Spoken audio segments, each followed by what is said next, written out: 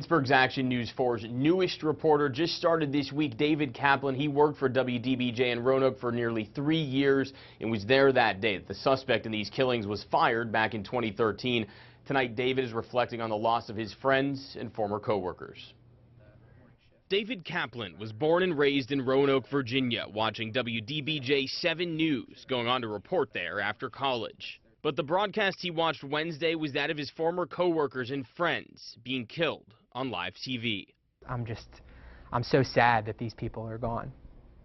Gone are reporter Allison Parker, who sat in the cubicle right next to David, and Adam Ward, a photographer who David calls his best friend.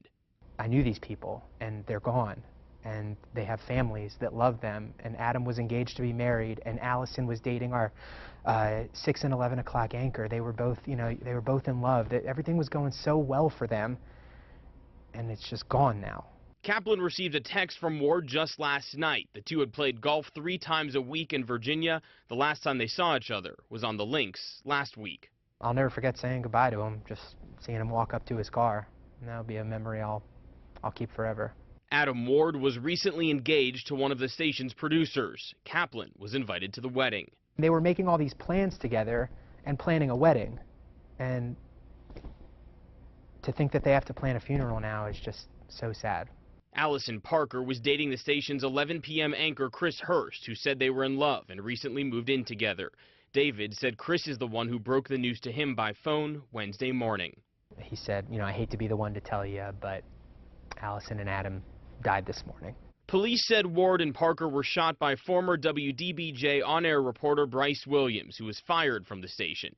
Kaplan was there that Friday in 2013, remembering police officers outside the station and employees sequestered for their safety. They took us to a room and they kind of cleared everything out until he left. Shortly after the firing, the station changed its locks, but Kaplan says his mind isn't on the shooter now.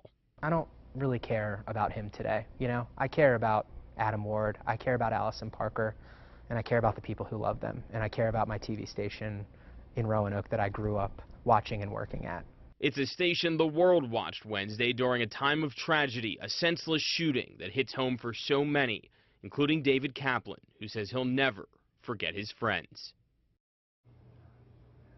Now, David said that we cover the news, but to become the news in this business is something that's surreal and something he didn't expect to see today, but he hopes to attend those victims' funerals back in Virginia.